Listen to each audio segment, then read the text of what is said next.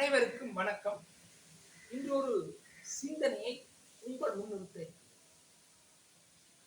நாம் இந்த உலகத்திலே எதற்காக பிறந்தோம் என்பதை சிந்தித்துப் பார். ஒவ்வொருவரும் ஒவ்வொரு அர்த்தம் கற்பிப்பார். ஆனால் நாம் வாழ்வதற்காக பிறந்தோம் என்று பொதுப்படையாக நாம் கருதினார் அந்த வாழ்வு எவ்வாறு மலர்ந்திருக்கின்றது, மலர்கின்றது, மலரும், மலர்ந்தது என்ற அடிப்படையிலே நாம் பார்க்கிறோம். நாம் இந்த உலகத்திலே வாழ்வாங்கு வாழ வேண்டும் என்றால் எங்களுடைய மனநிலையிலே நல்லெண்ணங்களை வளர்த்துக் கொள்ள வேண்டும். இன்று நாம் நல்லெண்ணங்களை வளர்க்கிறோம், நல்ல செயற்பாடுகளை செய்கின்றோம், கலையினூடாக நல்ல செயற்பாடுகளை செய்கின்றோம், பொருளாதாரத்தினூடாக நல்ல செயற்பாடு செய்கின்றோம், இலக்கியத்தினூடாக நல்ல செயற்பாடு செய்கின்றோம், பேச்சாற்றலினூடாக நல்ல செயற்பாடு செய்கின்றோம், விவசாயத்தினூடாக நல்ல செயற்பாடுகளை செய்கின்றோம், அரசியலூடாக நல்ல செயற்பாடுகளை செய்கின்றோம் என்று பேச்சளவிலே இருக்கிறோம்.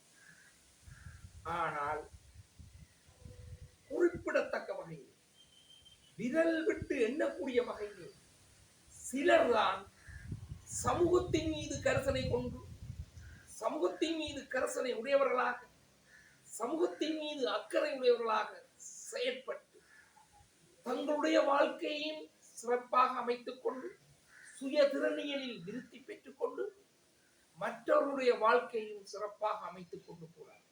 இன்று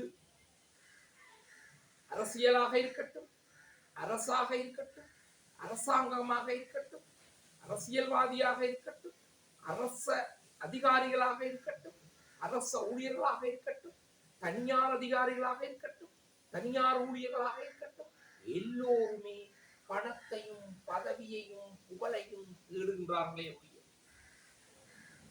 சமூகத்திலே ஒரு மாற்றத்தை, சமூகத்திலே ஒரு சமாந்தரமான போக்கை, எதிர்காலத்திலே இயற்கை அழிவில்லாத ஒரு உலகத்தை கட்டமைக்க, இயற்கை அழிவில்லாத ஒரு அழகான தேசத்தை உருவாக்குவதற்காக எவரும் செயற்படவில்லை. ஒவ்வொருவரும் தங்களுடைய சுய நல தேவை கருதியமையாவது.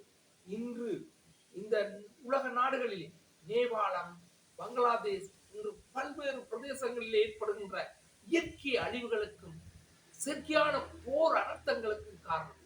நாம் மண்ணிலே இருக்கின்ற கனிய வளங்களை சுரண்டுகின்றோம், எங்களுடைய தேவைகளை அதிகரித்துக் கொண்டு போகின்றோம், அளவுக்கு அதிகமாக வாகனங்களை பயன்படுத்துகின்றோம், மண்ணில் இருக்கின்ற மசகெண்ணெயை கிண்டி எடுக்கின்றோம், தீவு பிரதேசங்களிலிருந்து கிண்டி எடுக்கின்றோம், பரந்த பிரதேசங்களிலிருந்து கிண்டி எடுக்கின்றோம்.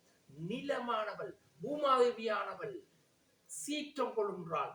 சீற்றம் ஒன்று இயற்கையின் ஊடாக உங்களுக்கு ஒரு பாடம் கற்பிக்க போகிறார். ஆகவே நீங்கள் இப்பொழுது பதவியின் மீது, பணத்தின் மீது, புகழ் மீது ஆசைப்பட்டு இருந்தாலும் இயற்கை உங்களுக்கு பாடம் கற்பிக்கும் என்பதை மறந்து விடாதீர்கள். இயற்கையை நேசியுங்கள், இயற்கை வழியின்படி வாழுங்கள், உங்களுடைய வாழ்க்கை செழிப்பாக அமையும்.